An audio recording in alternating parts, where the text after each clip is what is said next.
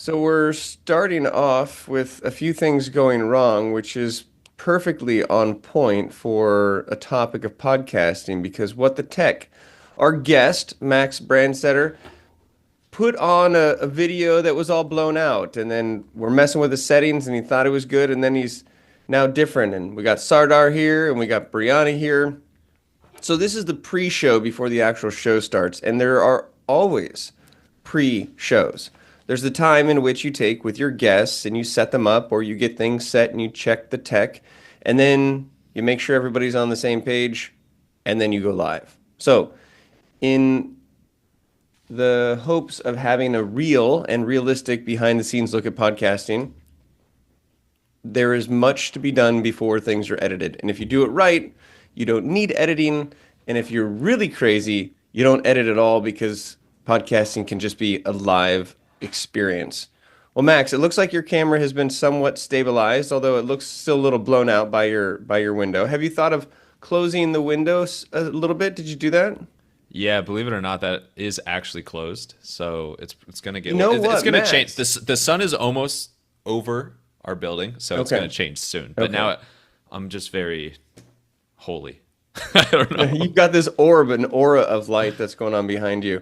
You know, Yeah, I just always have a shine around me.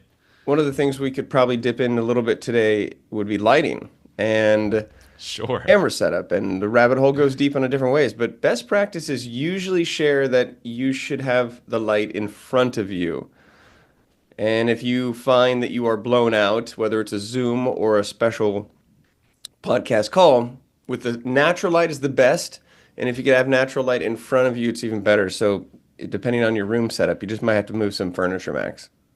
Yeah, exactly. And we are actually moving to a different location soon, so this will all change. But no, most of the time it's good in this setup. But yeah, totally great. So natural light is great. What I will say, and I'm just going to continue to mess with these settings because this is actually a cool Yeah, thing. because we So technically like, haven't started there's yet. This is cool. just a pre-show. Well, and this is like informative too. Is like in front of me, so you can't see it here, but like beyond my laptop, I have an Elgato key light. Are you familiar with that, Brian? Ryan? I've never called you Brian before. I have no idea where that came from. It's But okay. Elgato. Oh, if we'll go anybody's back and familiar with edit that in brand. post. Yeah, exactly. But it's really cool. I want to say it's Say it under again. 200. So I want to look it up. What I might know of it. Maybe I just don't know. So like what it the is. Spanish word for cat, like El Gato, but it's one word, El Gato. And it's a key light, like a key to get into your house. So El Gato key light. So I have one of them. Some people have two of them and put them on each side. I have one in front of me. What's really cool about these things is like, it stands to your desk. It provides a ton of settings, so you can customize it. So let's see if this works here. But like brightness, I can control this on my computer. It's controlled over Bluetooth. This is like brightness all the way down. There's brightness all the way up. Obviously, this is pretty much what it was like when I joined earlier. But then, so you can control it, so you can totally customize it during or before you're recording, which is awesome. And also you can do like all the way warm lighting or all the way cool lighting.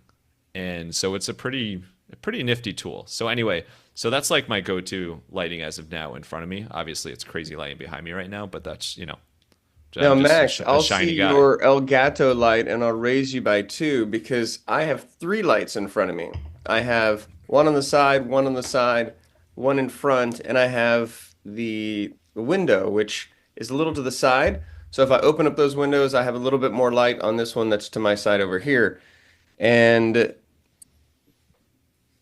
lighting, we should do a whole episode on.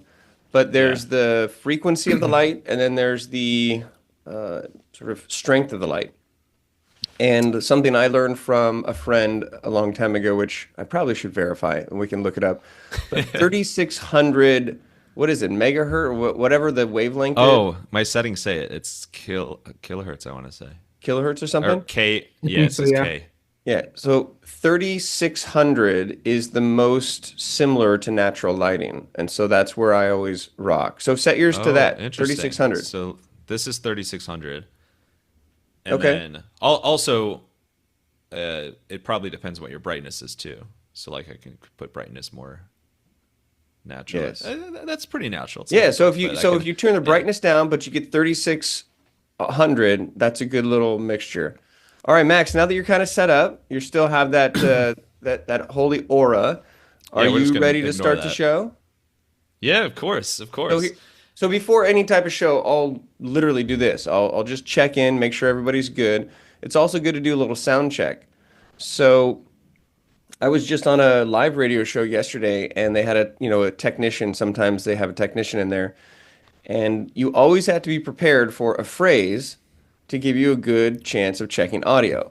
So I have a phrase from an old movie that I usually use, and some people know it or not, but as a default, you can just count down from five, four, three, two, one. And it gives sort of a wide variety. It's also easy for people to say. They have it memorized. What I normally say is, for my check is, the cheese is old and moldy. Where is the bathroom? Oh man, Anybody know that? where? I'll give you a hint. No, It's a Pauly Shore movie. oh, that doesn't help me at all. Okay, I'm sorry. that's fine. We're, No, no, we're, we're this getting is we're getting colder. No clue. But here's the thing. It's a Wait, do fun, you have any unique other hints? little. Because I'm hooked. But do you see what's happening now? Like in real time, we're having a side little bonding conversation about Pauly Yep. Shore movies.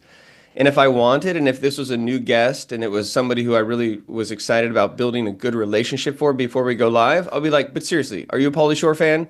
And then we have this like little side banter. The one thing that helps keep podcasting fun and exciting for me is that I treat it just like a normal in-person meeting and I really get to know people. Sometimes people are like more business and like, chop, chop, chop, and it just is a little bit intense.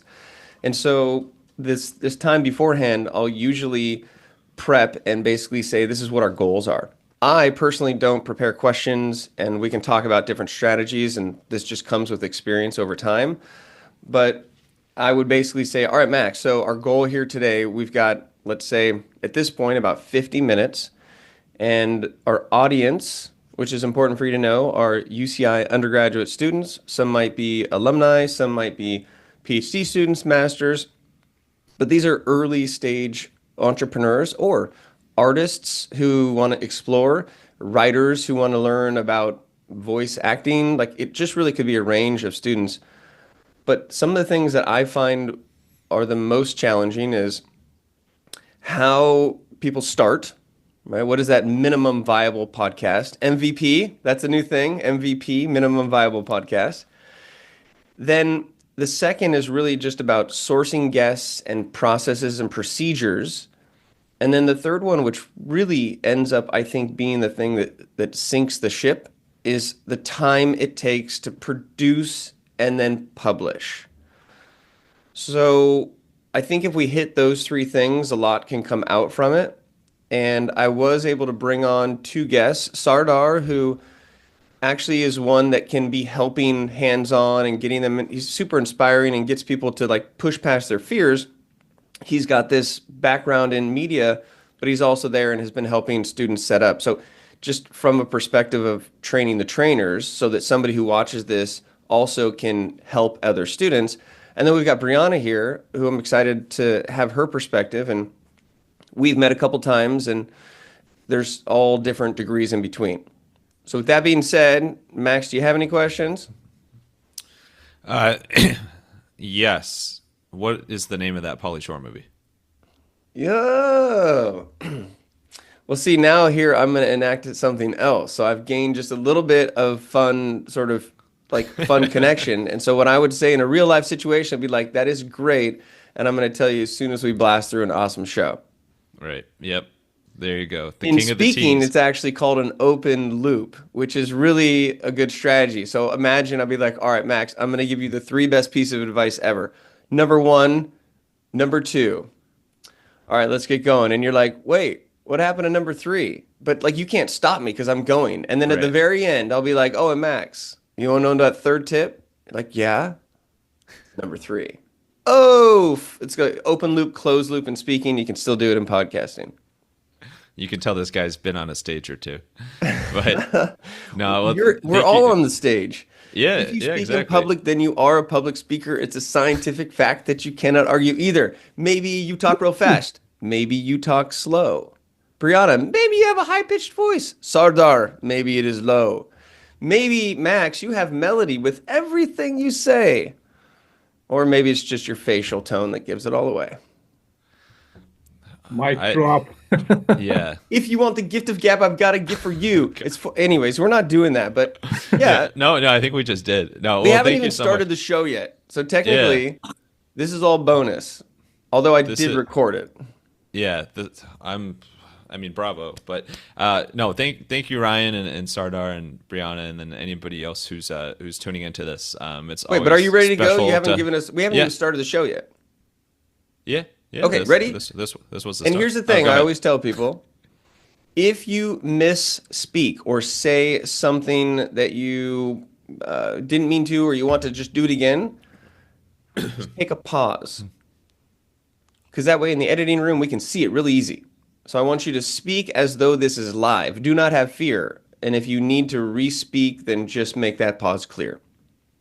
Brianna, do you have any questions? And then we'll just like actually start and then do intros and go from there. No, everything's been great so far. I do have to say that I will be entering a space where I won't be able to talk, but I will be listening. Okay, cool. No, that's great. And if you feel motivated to throw any questions in there, that's totally cool. We appreciate you being here.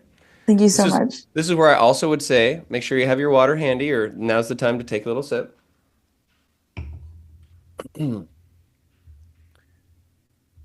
Ahoy, everyone. We are, I'd say back, but we're really, actually, we are back. This is the second time that we've had Max on Zoom to talk through the process and procedures, ups, downs, lefts, and rights of podcasting.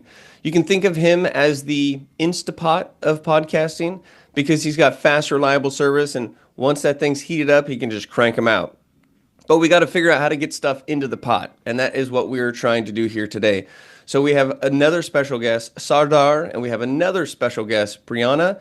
So we're just going to introduce who's here real quick.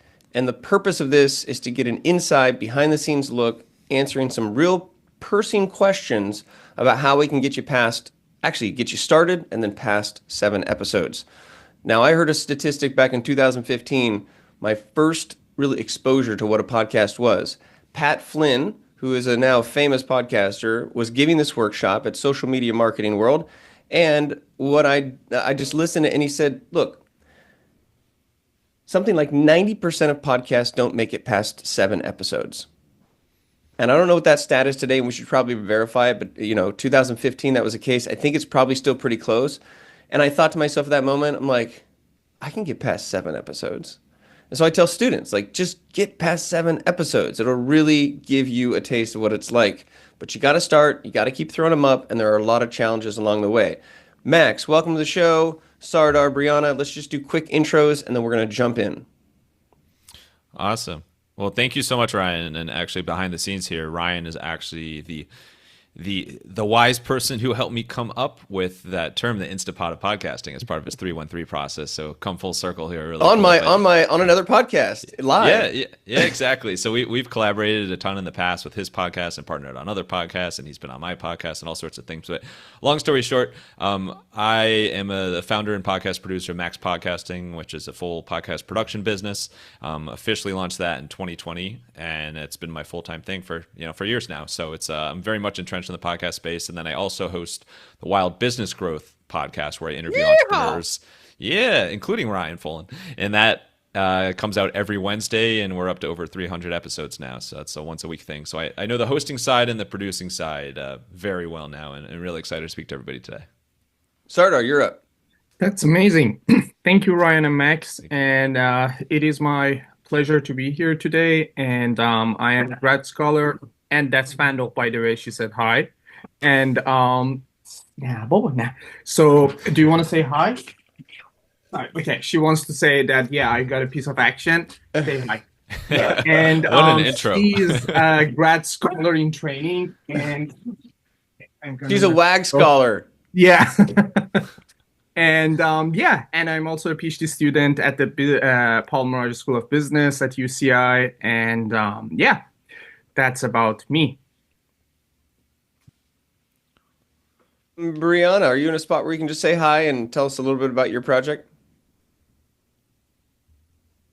She said she was going to be in a spot where she couldn't talk shortly. So she is actually the media coordinator at the Latinx Resource Center at UCI.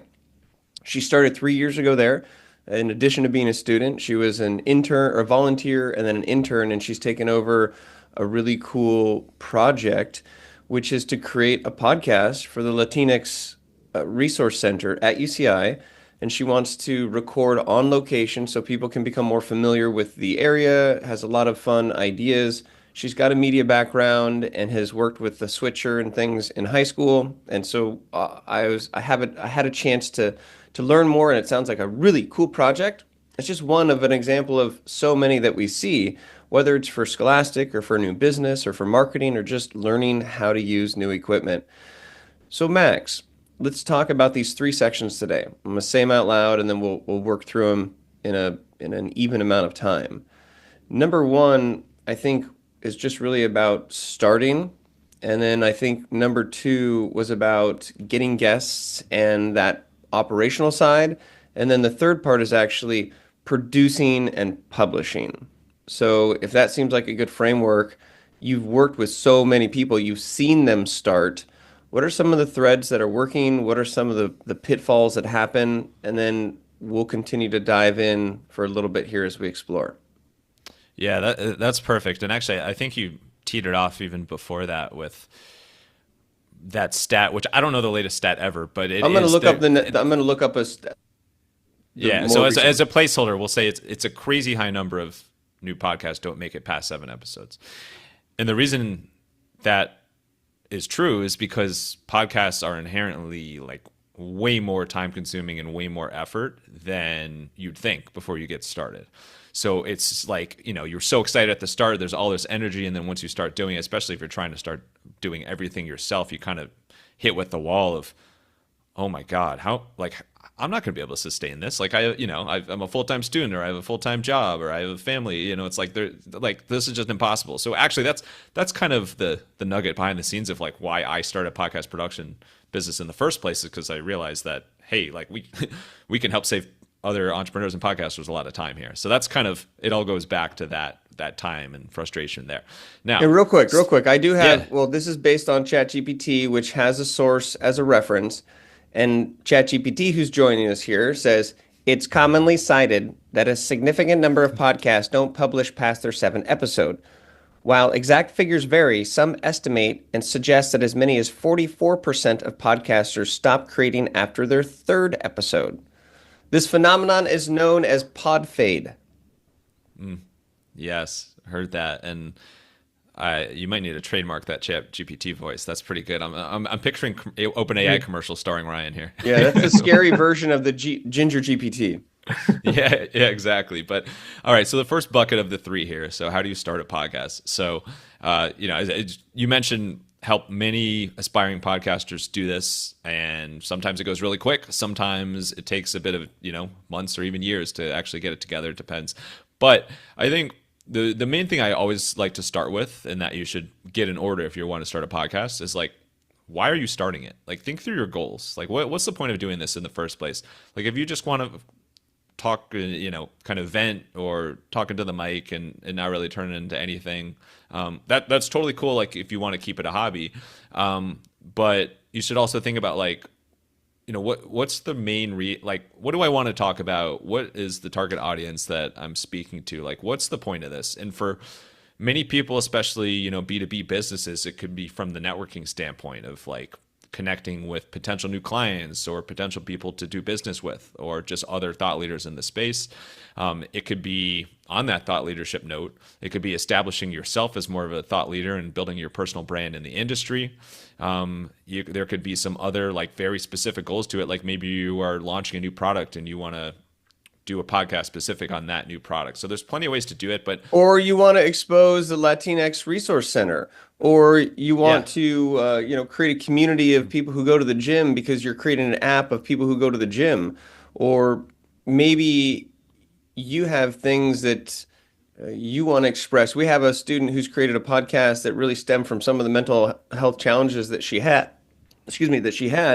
and in sharing them on a podcast, she found that people resonated with them. And then an actual video went viral for her, which is unrelated to her actual podcast. And then we worked to leverage that virality of over 90 million views to actually modify the name of the podcast slightly, tie it into that viral piece, and it's just been going from there. So sometimes you start and it also moves. Oh, yeah, absolutely. Those are great examples. And Sardar, Brianna, feel free to jump in with questions at any time. Obviously, same Ryan, and Oh, I you want don't this to be have as to tell me. collaborative as possible. I'll jump and over talk. Yeah, exactly. But so I love starting with goals, and the reason is that all these other elements that we're about to talk about, like the creative elements of launching a podcast, as well as the tech elements, like they should all ladder back to those goals. Ladder back. That's good. So setting your prongs goals of the ladder. for it. Yeah. Got it. Yeah, exactly. So there's the creative side, and then there's the technical side. So these Would are you call the important things creative to side focus on also at the start. the inspired side? Like, I think I can people roll might with be that. inspired to do something, but they don't know the medium, and podcasting could be one to put those eggs into, right? So you might not think immediately, oh, I want to do a podcast, but you might be inspired for some research or inspired to learn more. We have an alumni who is inspired to interview students about how they got the scholarships that they did. And his company is a tutoring company. So he's like aligning with all of that. So number one is establish the goals before you start. Yep. Goals before you start, and I like that. So let's roll with inspired. So if there's the inspired side and the technical side, let's make this a little choose your own adventure. Anybody shout it out. Which route do you want to go down first, the inspired or the technical? Well, let's go inspired first because this is part of the goals. And one thing, I think just allowing this ability to have kind of a checklist is a perfect choose your own adventure. So we've decided that we're inspired to do something. We've decided on a podcast. We know the specific goals. Is the next thing as simple as like coming up with the name to make it real? Or is there other things in the creative process that you see are good to build those latter rungs? Yeah, well, I love to, like, name's a great place to start. So once you have your goals in order, I love to think through like those main creative or inspired touch points of what a podcast actually looks like. So just high level, like if you think about opening your Apple Podcast app or Spotify and you look at a new podcast, what do you see? You see the podcast name, you see the podcast artwork. If you tap on it, then you see the little summary, or I call podcast description. That's like a few sentences about what the podcast is. Those three things are hugely important in terms of attracting new listeners, but also just reminding your current listeners about like the branding of what your show is. So here's where, and we're not going to do like a full brainstorm here, but we can do like a mini one if you want, of like, all right, obviously we need these to launch a podcast. We need a good name. We need good artwork. We need a description that summarizes it. So, all right, so let's use the Entrepreneur Center as an example here because it's been floated for us to start a podcast. Steph, Ruby, and I are thinking about doing it, and we're in this initial early sort of stage. But I think if we were to use this as an example, maybe this could work. So let's start with the goals. For us, the goals would be to introduce the Entrepreneur Center to UCI undergraduates and the UCI community to not only build our brand, but to get more students walking in the door, right? So like that's the main goal. We could also use it as a way to highlight successful entrepreneurs who maybe are unaffiliated with UCI, but also like talk with student entrepreneurs. And it could be, I would say, both an outreach and an educational tool. So that would be the goals.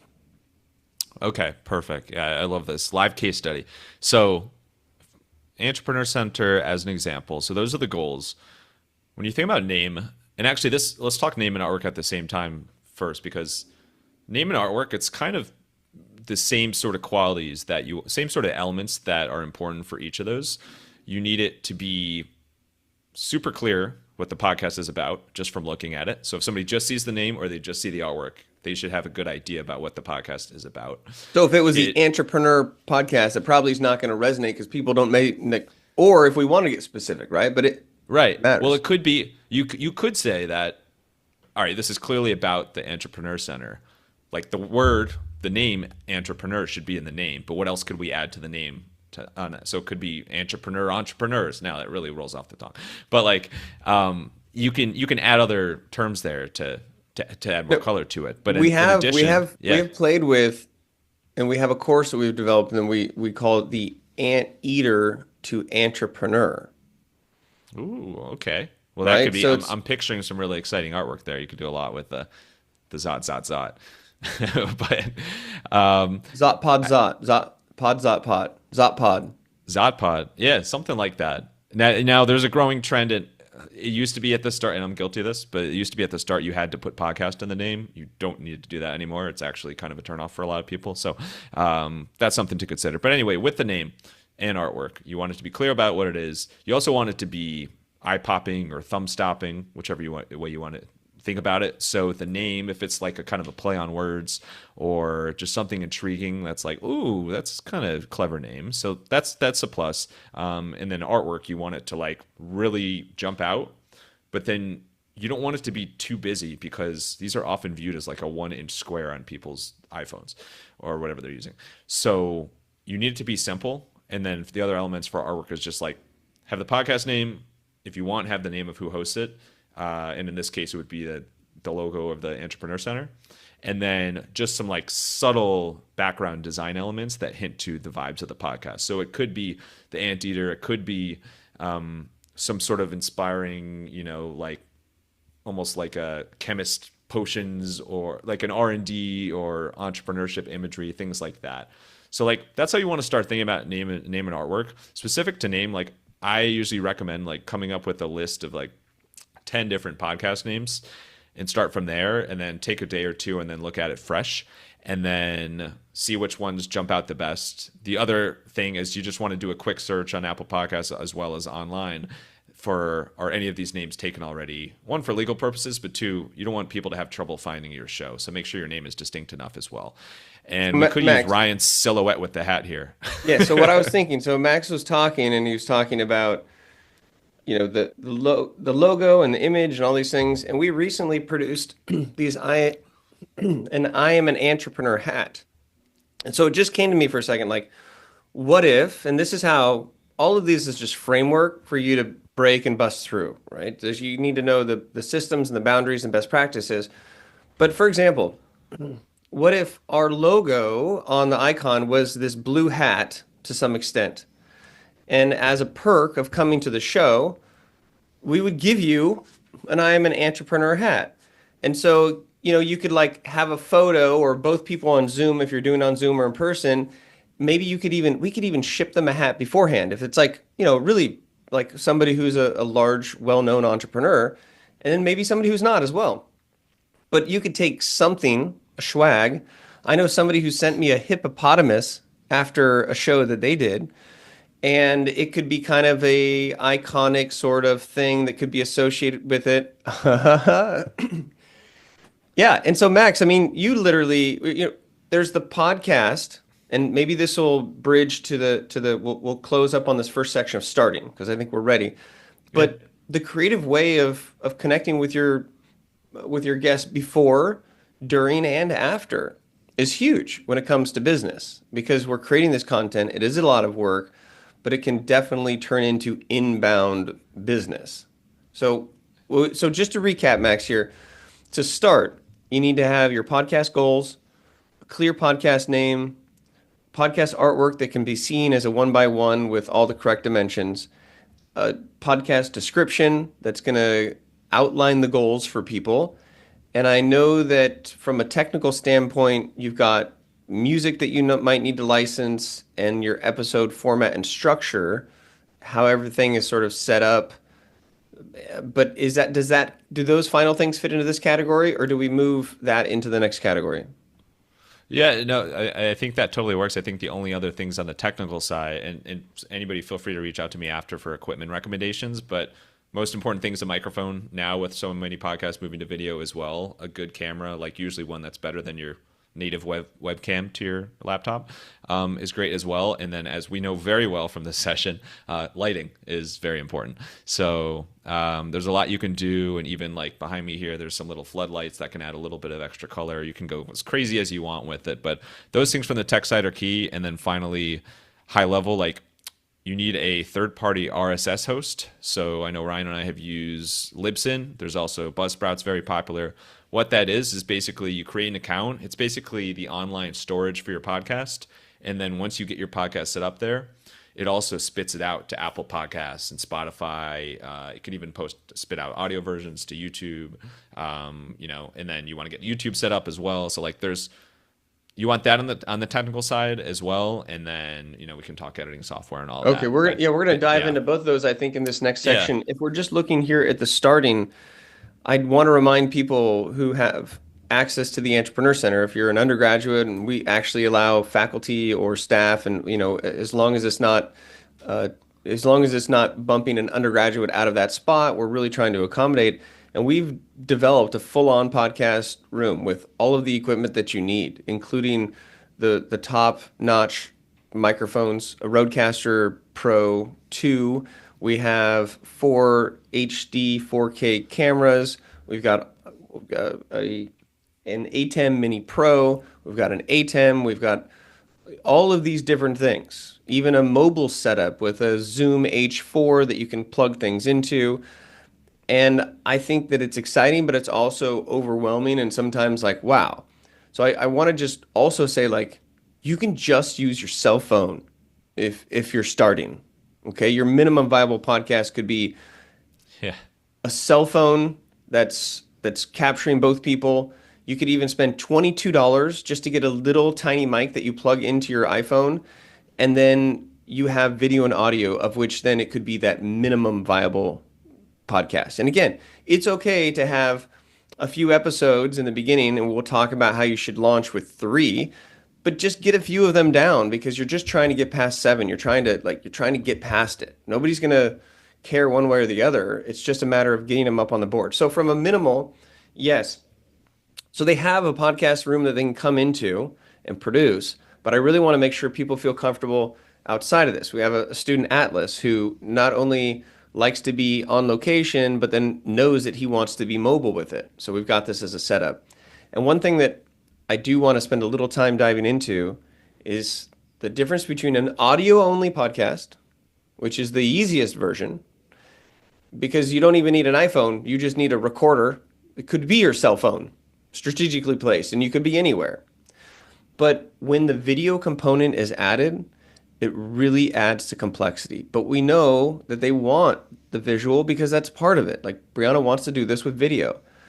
So there are options and technologies and tools, but then Atlas was explaining what he does. He does this and he records over here and then he puts into this, and then he downloads, and he's got to clean up the audio, and he's got to come back, and he's got to download his computer, he's got to upload it, and he's got to put it over here. And there's so many steps to all that versus something like recording on Zoom, making sure the settings are great, having the audio, and it just being like super simple.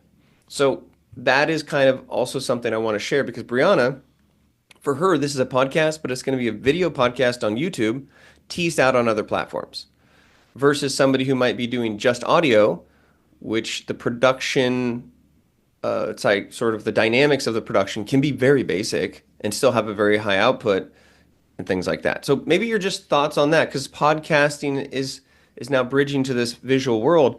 But gosh, it's such a heavy lift. For my podcast, I record the video. I just don't have the bandwidth to turn it into video.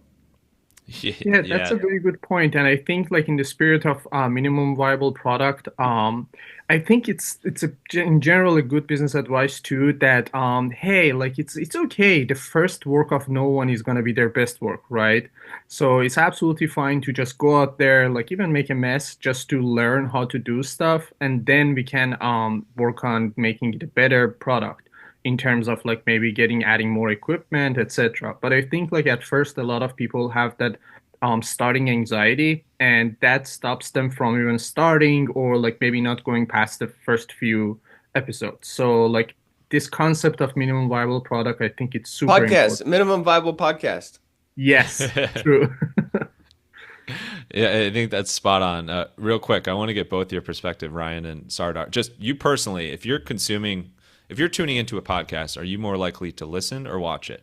Or does it depend? I'm just curious. Listen, I'm sorry, guys, but I don't have enough time to sit there and watch your face. Wow. No, I'm just kidding. I didn't mean to be aggressive. But at the gym, I literally was in between sets, and I will like either check an email or try to do something that I can do in 1 or 2 minutes, like in between. So I'm still at the gym, but I'm being productive. And I saw a link from somebody I like their mailing list, and then I clicked in and I saw, and then he was talking with Seth Godin. I love Seth Godin, and I clicked it. It was a 26-minute episode. I just listened to it, and I've already shared it with like 5 people because it made me totally rethink something. I was like, this is so amazing. You have to, are you spending your time or are you investing your time? And I've talked to people, I'm like, I listened to this great, but I would not have had 26 minutes to sit there and watch it. How about you, Sardar? Yeah, it's the same for me. I just listen, and I think like these are two kind of different markets. Visual media versus like, audio media. And I think for me, podcasting is more on the audio media, and I just like consume it in a different way, just the way Ryan told me. So I think it's a little difficult for podcasts because, like those are usually produced by a very small group of people. So it's a little difficult to compete with visual media such as like movies or, like TV series, etc., that take your attention, that need your full-on attention. So I think like most people, at least my understanding is that most people are going to be probably on the audio side.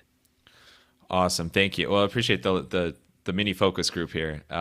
Reason I asked that is it's, as you alluded to, Ryan, like it's been a fascinating trend. When I started producing podcasts for people, and Ryan knows this very well, it would be totally strange for somebody to be like, I want to have video for my podcast. Like everybody just kind of assumed it was audio only, and those that were doing video were like really early adopters in it. Now with like new clients I'm onboarding, it's totally swapped to the point that most new clients assume that video is part of the package as well.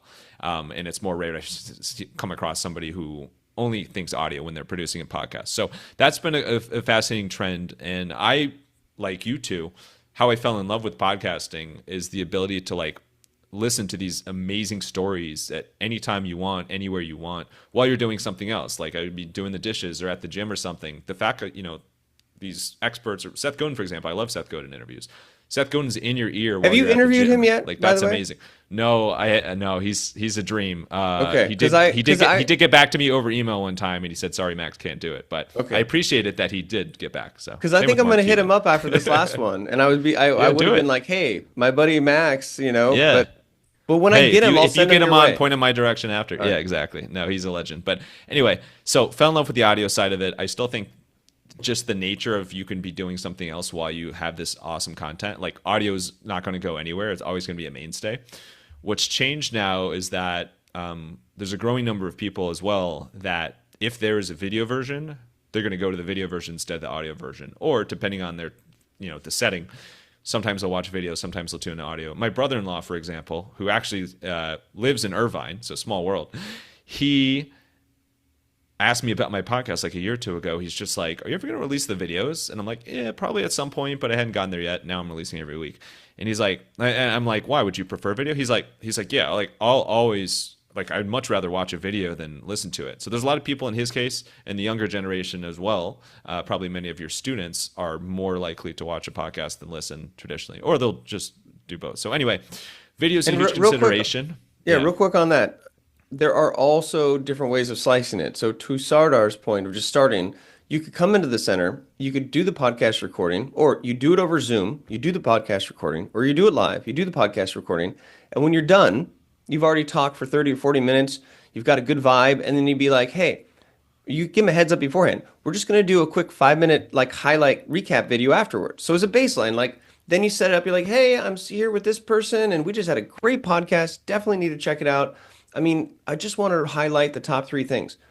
1 thing, 2 thing, 3 thing. It could be a 1-minute video. It could be just something. So you can still capture a little bit, right? Or you could set up your iPhone and do it where primarily it's a audio podcast, but then you take that little clip and you clip it into 1 or 2, 3 little tiny chunks that you can share to lead back to it. And eventually launch the full video. But I think sometimes when people are like, I want a multi-camera video setup, I want it to look like this, and I want it to be highly produced, when they find out the time, or they realize that they don't have the time to invest to learn the tools, like it's one thing to take 3 camera angles and edit it if you don't know how to do multi-camera editing. But if you have three angles and you have the right software and you know how to use that software, it's super fun and easy. So again, this technical sort of bridge. So Brianna is going to go straight to video and on YouTube, and there's a pathway for that. So I just wanted to get kind of that Yeah. as a big part of starting, because if you have your goals and you know how to start, it's okay to just start as an audio or just start as this. Just start, right? Now, once Yep. you've started, I want to talk just briefly about some of the different ways of getting guests, because I think Yeah. students are resourceful, but I just want to more brainstorm the different best practices. And then I want to jump into the production of like, okay, I want to do audio. What does that look like? How do I do video? What are the options? And we break it down. And I can see from our center standpoint, we want this to be a choose your own adventure. And I actually was trying to diagram this the other day. And Max, I'd be curious to see your thoughts on it. But it's like, you want to do podcasts, yes or no, right? Okay, are you audio or are you video? Okay, if you're audio, are you here or are you here? Because if like a decision tree matrix, it's like you choose your own adventure. Oh, that's what you want to do? Here's what you're going to need to learn. Here's the equipment. We have it or you need to get it. And here's the map for it. Yeah. And guests are a perfect branch of that, or two branches of that decision tree, because one of the most important things to think about when you think about what's a podcast actually look and sound like is, do you want to have guests or do you not want to have guests? And that all goes back to the goals that we talked about at the start. And I heard from is a legend in the podcasting space. He does School of Podcasting. His name's Dave Jackson, also from Ohio, like me. So shout out OH. Anyway, he said that there's two very easy ways to look at the benefits of having guests, like having an interview show or having a solo show. If you have an interview show, it's fantastic from a networking standpoint, because every single episode you're talking with somebody, you're brainstorming with somebody, you're sharing a conversation with somebody, and you never know what that can turn into. And there is, like, you know, from experience, Ryan, like when you interview somebody, there is like kind of a special bond you share of like, hey, that's really cool, we did that together, and like you're more likely to help share each other's stuff or collaborate down the line. Like you never know what can turn into. So it's great from a networking standpoint. Yeah, and obviously, real quick, connect with him on LinkedIn and all that stuff. Yep. Literally, we are here because you had reached out and asked me to be on your podcast, and then you sent me that's a where it all little. started. Yeah. You sent me a little hippopotamus, and then I was Yeah. in New York and we had a hamburger, and then that turned into something, and now you've become my podcast producer. Crazy. So Yeah. it literally, because you had me on that guest in the show, we've done so much great work together, and that's like you never know. So that's Right. a good point. Yeah, this is a very meta case study. Anyway, the other branch is a solo show. Do I want a solo show? If you do a solo show, it's awesome from a thought leadership and personal brand standpoint, because when you're speaking, you know, with authority about a certain topic each and every week or every episode, like it does wonders for your personal brand, and you become the go-to person on, hey, this is the podcasting guy, or like this is the I don't know, the personal brand woman, or however you want to think about it. You know, like there's awesome things that can come out of it. Now, the really, really cool thing is, and some of my clients have done this and done this really, really well.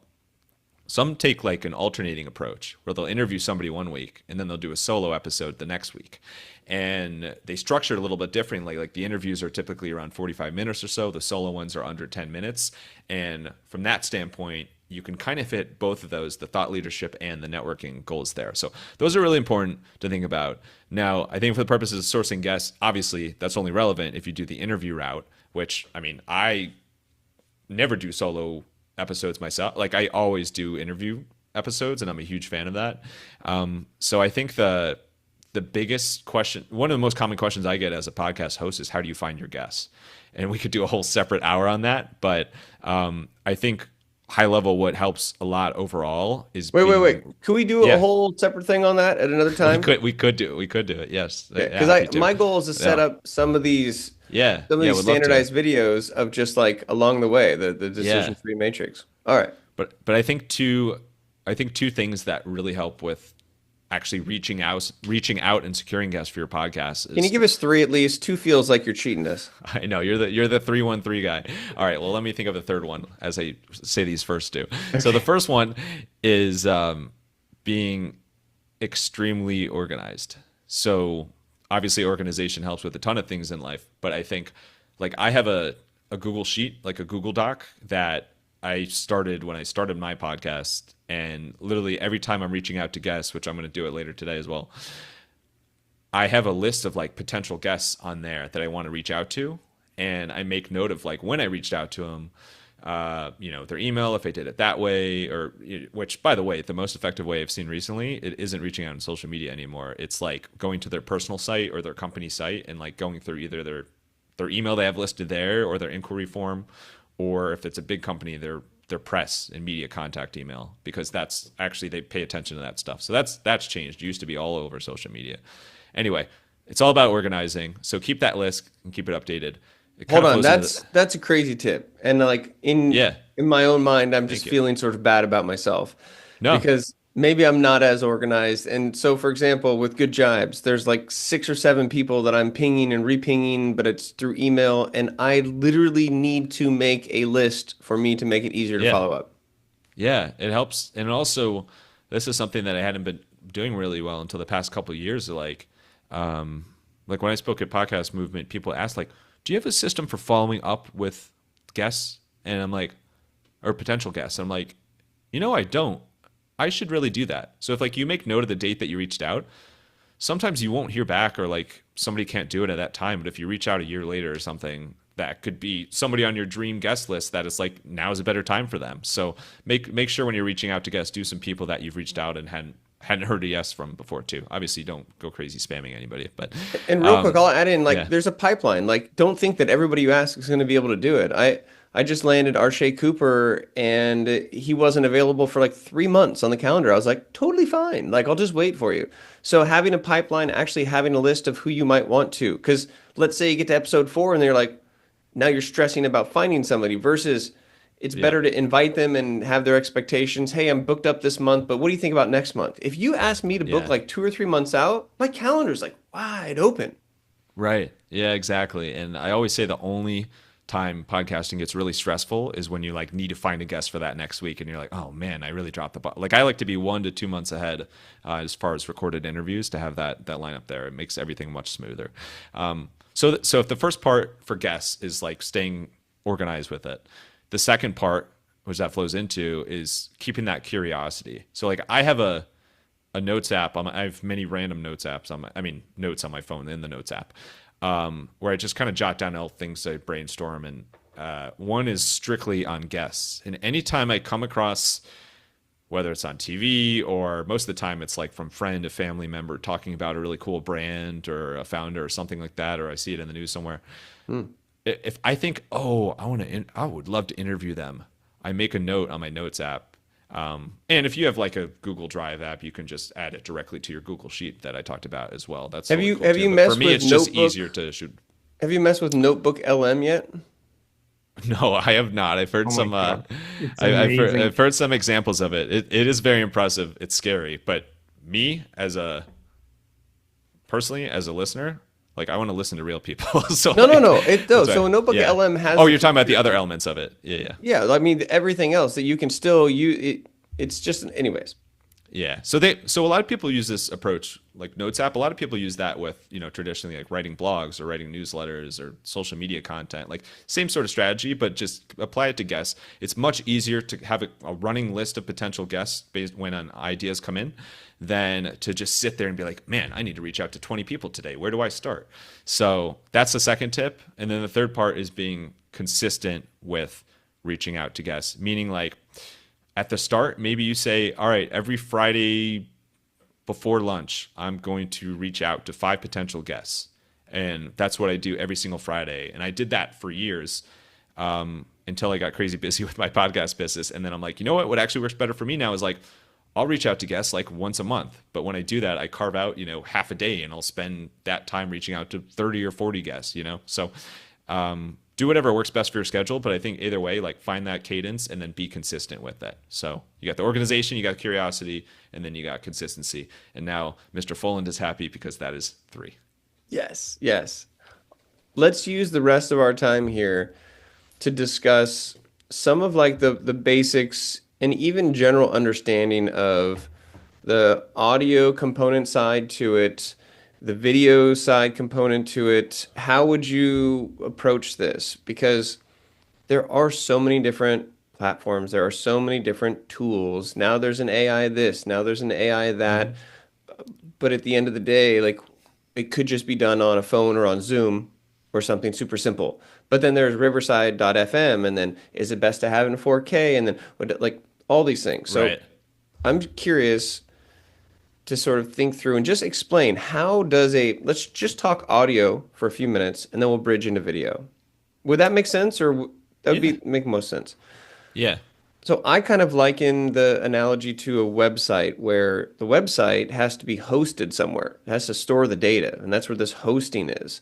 And then you actually have the distribution that goes out to where people can see it, and it pulls from that data, and we can explain maybe what a real simple syndication feed is and how you could choose to go with Apple or with Spotify, and there's these different places. Some of them inherently have the hosting, some of them don't, some of them are free, some of them are not. Just sort of where would we start with that?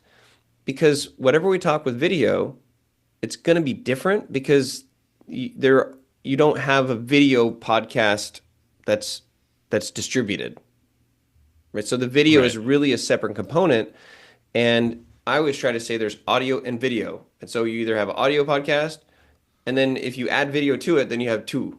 And so you have to think of how you're recording Right. it and all the moving parts. Yeah. So I really like that approach. And then Sardar, what you were saying before about like what's the quickest way we can do that? What's the most streamlined way we can do this?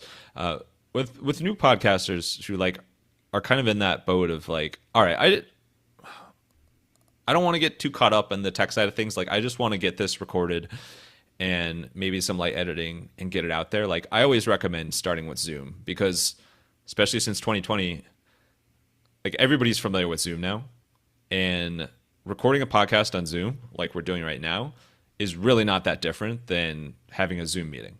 Yes. So obviously you want to have a mic and you want to have better equipment so you sound better, but like it's not that different. So the learning curve for new podcasters, as well as like the guests that you're going to have on, is way smaller than if you're going to use some other platform. So I just say like start on Zoom. If you want to get more premium, you can go up to like a Squadcast or Riverside. Then you have to pay more for it, but those are built specifically for podcasting, so it's really high quality audio and video. But it requires higher bandwidth and there's more settings. Like there's more complexity there. So Real let's say quick you're on that. Real quick starting on with that. Zoom. Yeah. With Zoom. So there's a couple things you need to do. If you click on your video and then your video settings, Sardar, do this real quick for me. On your video settings, you'll see the camera and then there's original ratio, HD, or mirror. If you click HD, it actually tells Zoom to prefer a lot of its bandwidth to do the best it can to give a higher resolution, higher definition. A lot of this has to do with your camera because the camera on your actual computer is not that great. But if you start there, it's cool. Just wipe the lens because it's probably smudged. Lighting is huge. If you have a not good camera and not good lighting, it's terrible. But if you have a not so good camera and good lighting, it helps out a lot. The other component is that you need to go into settings, and there's a setting you can search, I believe, for just audio because Yep. you're looking for audio track, and you select a button that says download audio as individual tracks. This will make your life much simpler when you are editing with multiple tracks because as you see, I crosstalk a bit and I jump on Max. And as sort of the host, I can do that. But that crosstalk, if I were to send this to Max to produce, I'd be like, hey, watch out for the crosstalk. And he could go in there and cut out the individual track of me crosstalking and then just pick up where I start in my own sort of space versus it being mashed together and your only option is just to cut out whole sections. The final thing is that when you click record, you need you have more control if you click to record to download locally. If you click to record to the cloud, I'm thinking it's not as high quality. That's my inclination because it's a web replay, and I think that it defaults to the speaker view. So you only see the person with the green square that's speaking, whereas when you bring it to your own computer, I believe we'll see all three of us together in the view in which we watch it. So those are three settings. One, HD on the camera, ideally using an external camera. And there's a lot of, we can go into a rabbit hole there. Then making sure your audio settings are individual tracks are downloaded. And then finally recording natively, making sure that you've got that good connection as a default. Yeah, those are awesome, and can't restate it and vouch for that enough. The recording separate audio tracks, because that's every podcast editor's, or yourself if you're doing it yourself, like favorite tool, because it's so nice to be able to mess up, take out a little blip on one side and the other side's totally unaffected because it's a separate track. So really nice, especially when like a loud truck drives by or something like that. So those are huge. Just to kind of like skip ahead here. So like recording on Zoom, after you make sure you hit record, make sure your mic's on, do all those things. Afterwards, you can hit stop recording. And then when you hit end the meeting or leave the meeting, it's going to convert it on your computer. There's also a setting where you can choose where you save the file. So that's very helpful for staying organized too. But it typically takes 5 or 10 minutes to download like a full recording like that. And then for editing, first of all, decide if it's, if you have the bandwidth to edit yourself or budget to an interest to send it to somebody else. That's why my business exists in the first place, is because so many people start a podcast and realize like it is not in my, like I have no business editing. It's not worth it. So if you're willing to spend a budget for that, like totally cool to outsource it. There's so many great resources out there.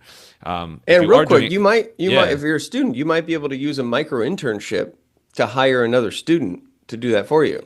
Oh, that's so if great. you're an enterprising student and you're a great editor, or you want to learn about editing, you could do some sort of low cost editing for startups and businesses that are doing podcasting as your own business. That might be interesting.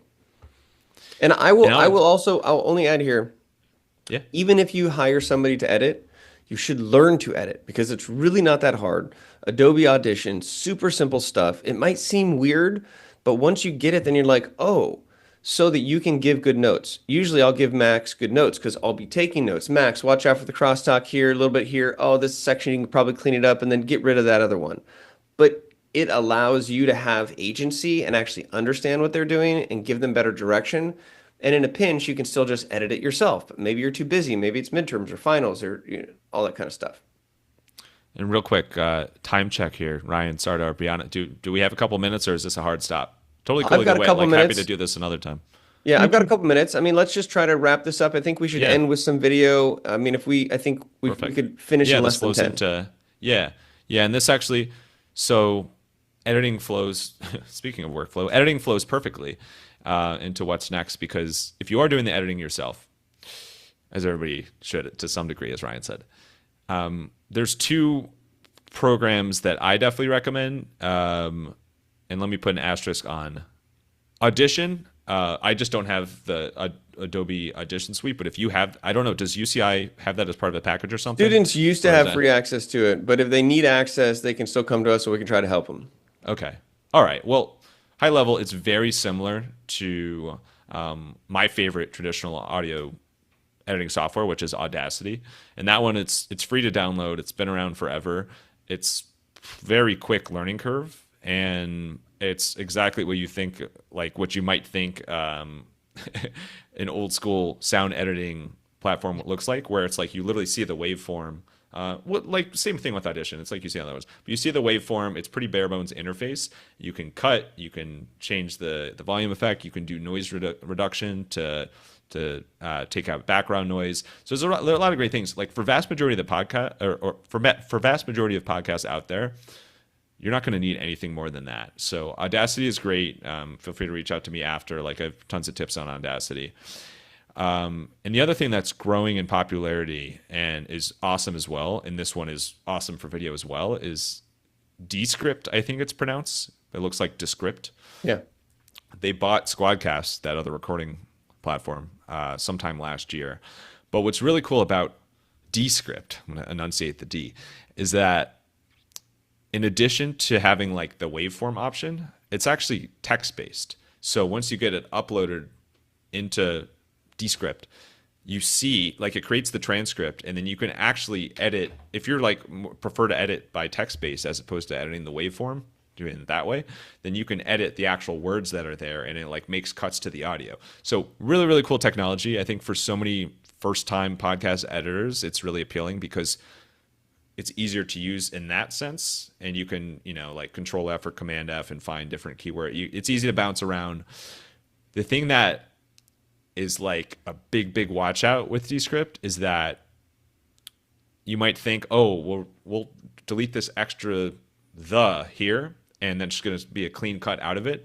But you really never know until you listen back if it's a clean cut, or actually, the transcript said this, but it just cut in the middle of the word after it. So like, it's still a little bit wonky. That technology is going to still get better and better. But like, if you're doing, if you're looking for a quick way to cut out like big sections, things like that, like no question, it's a big help.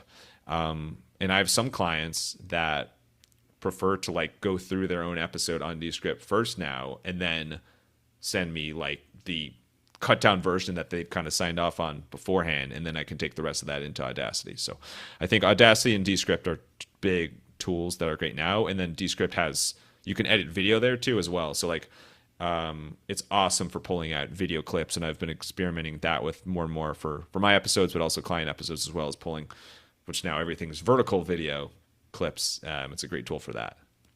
Interesting. All right. Well, let's do a final kind of top level on video. Wait, real quick. So you have this file, and then the file you basically would upload to the hosting company, that you would have an image for it, a description for that episode, and the audio file for the episode, and keywords or tags for that episode. And that has all of the info. And then with a RSS feed is the output. So it's this URL, but it's really an RSS feed. And that can pull the image, pull the audio, pull the description, pull the words into these different platforms. And then maybe you can just share, because I think it's still even confusing how they eventually adopt them, but like, you can push them to certain ways, and then there's Anchor dot something that pushes them out. Yeah, so the RSS feed, so like that's key. You literally need to set that up before you launch your podcast. I mean, you can create an account the day of. Typically it's between $5 and $20 a month, but that's like, as you said, Ryan, the online storage for your podcast. And that's what allows you to create the RSS feed and distribute it out everywhere. So the most popular one that I use a lot is Libsyn. Another one that has like a bit of a easier interface and a lot of first time podcasters use is Buzzsprout. There's Podbean. There's a bunch of them out there, but basically you create an account. When you go to launch a podcast, like you upload name, artwork, you upload your first 3 episodes like we talked about. It's great to launch with multiple episodes to create some loyalty there. And then for Apple Podcasts, for example, as you start to think about the destinations, there's Apple Podcasts, there's Spotify, CastBox, there's all these.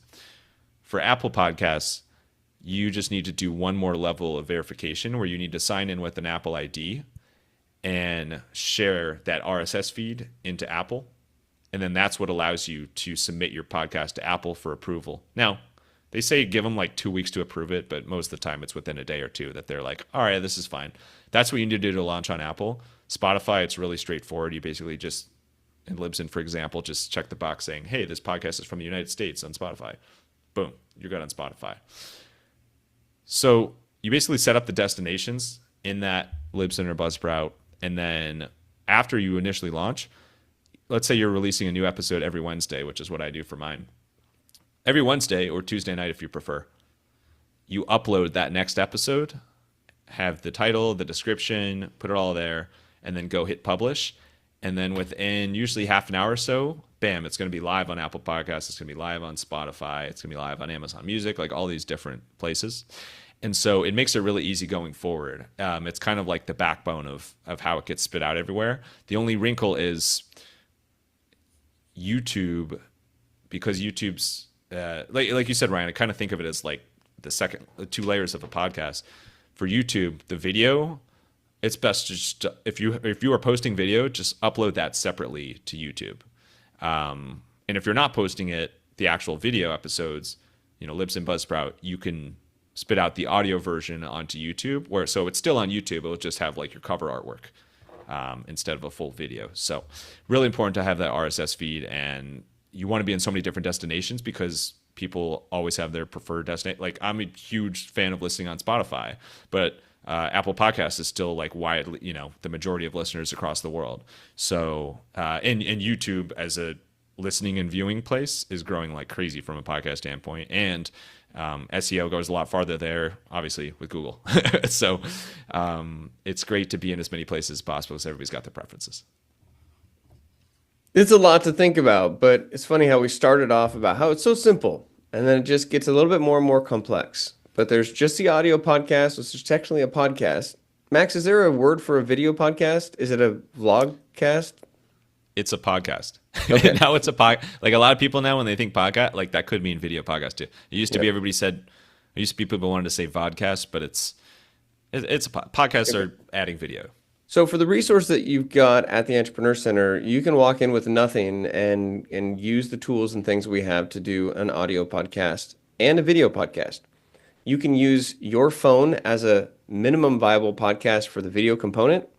You can set up one camera that would be doing the same. You could set up 2 cameras that could give you 2 angles.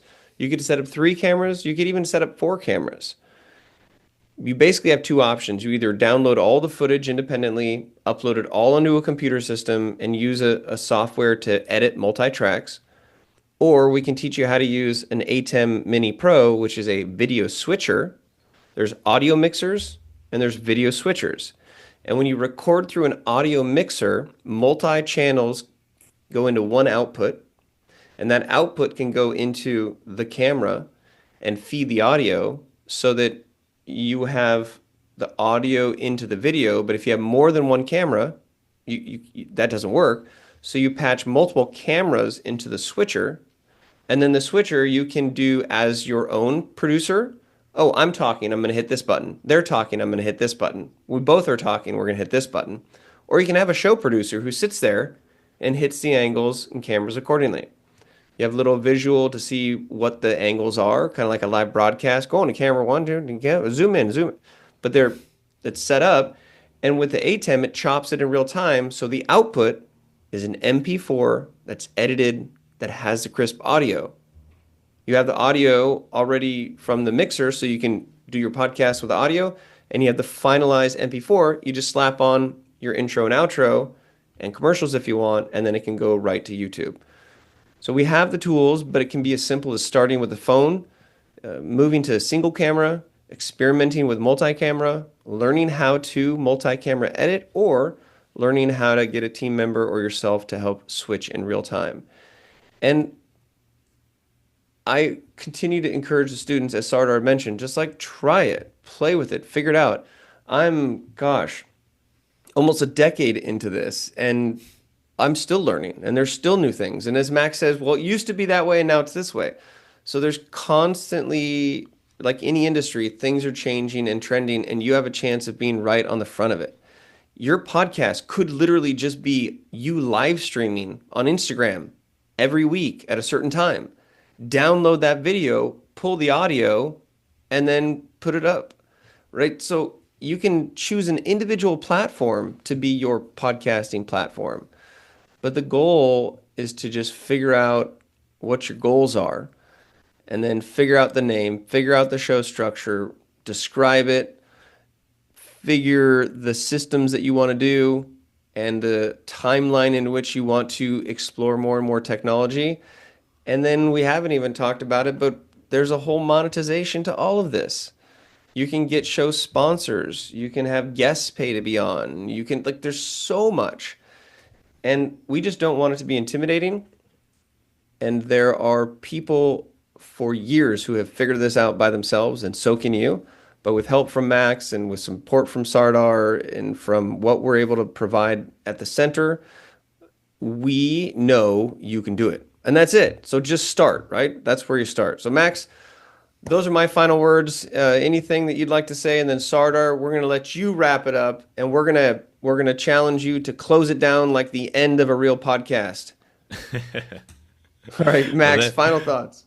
Yeah. Thank you guys so much. This has been an absolute blast. It's just been an honor being here, and it's so inspiring to feel the the podcast energy from UCI, and it's funny, you know, people always ask like, is podcasting oversaturated? And if like you zoom out of it, it's like podcasting is still in such the early days compared to so many of the other mediums that are, you know, still active today. So it's a really exciting time, and it's never too late to start. My number one piece of advice is to have a blast with it. I almost butchered. Have fun. Yeah, have a blast with it. Have fun. You're only going to keep doing it if you continue to have fun, and in turn, only interview guests that like you are just jazzed up and fired up to interview. Because if you're just kind of like mailing it along, you're not going to have a good time. Your guest isn't going to have a good time. Your audience isn't have a good time. So only interview people that really fascinate and energize you. And if anybody has any further questions on this, feel free to email me directly. It's max@maxpodcasting.com. Max Podcasting is all one word, and you know, happy to answer any questions. But thank you, Ryan. Thank you, Sardar. Thank you, Brianna, and everybody for tuning in. This has been an absolute blast. Have fun with it. Thank you. And before Sardar closes us down, if you're curious to check out my podcasts, you can find them all. You can go to ryan.online. That's my personal website. I'm the director of the Entrepreneur Center, but I have my own business, and I have for years, and it's a lot of content and things that I enjoy talking about. So if you like sailing, I got a podcast for you called Good Jibes. If you're a business owner and you want to figure out how to better communicate your core messaging, I got the 313 Challenge. And if you want to learn about being a better speaker and upping that game, possibly even being paid for it, I've got a World of Speakers podcast. There are so many opportunities. It's just one recording away. And to shut this thing down like a proper podcast, Sardar, you can say whatever you want. And then, you know, you can even encourage them to come on by the center and start when they're ready. So over to you, buddy. Thank you very much to both of you, Ryan and Max. It was an honor for me to be with like amazing and experienced podcasters like yourselves. And it's very difficult to top the endings that you two created, but I'm going to give it a try. Yeah, so to all of our future entrepreneurs there, don't be scared to start. I know like at first it might be scary, but I'm pretty sure we are gonna figure a lot of stuff while we are doing them. So I think like that's an integrated learning in some sense. And I also enjoyed a lot of like soft messages that we received here outside of the, you know, like the normal instructions that you provided, such as, hey, like this is the platform that people consume podcasts these days, like, or like I do this to keep myself organized. So these are very, very valuable tips. You can't find them like, you know, anywhere. So we really appreciate that. And yeah, and at Entrepreneur Center, we are always ready for to serve our community here. And as Ryan said, mainly undergrads, but we can, you know, provide for any essentially anteater out there. So please feel free to drop by. We are going to take good care of you. And follow us on Instagram at UCI Entrepreneur, and follow on where you like to get your podcasts. We like to thank our sponsor today, Max from Max Podcasting, maxpodcasting.com. All of your podcasting needs.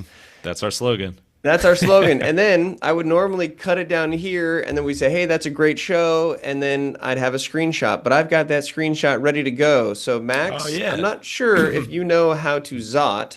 You read my mind. Yes, please teach me. So put your two middle fingers together with your thumb, okay? And this is more like a llama. So scoot the thumb back so that you've got like an actual nose. Yep, that's good. Yep.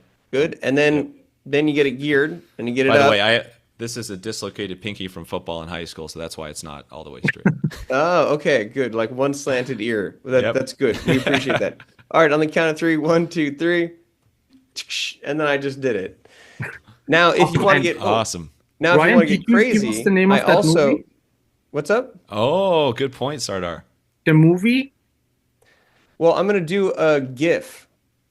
No. The name of the movie that you mentioned earlier. I have this software called GIF, the software is called Zeit, and you can do screen recordings and GIFs. So I have this set up, and it's going to be the same thing, but now it's going to be just a slight movement. So figure out what you're going to do. I might go like this. Okay? Max, figure out what you're going to do. Okay? Starter figured out. All right. Ready and go.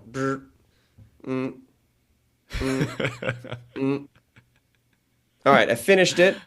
And again, what's the lesson here is that use that time after the show to document it, to share your story. And you know what? We'll have to have a whole nother episode, webinar, whatever you call this podcast episode on sharing your content. Because guess what? If you have a podcast, you produce it, and then it's out there and no one listens to it, does it really exist? Probably not.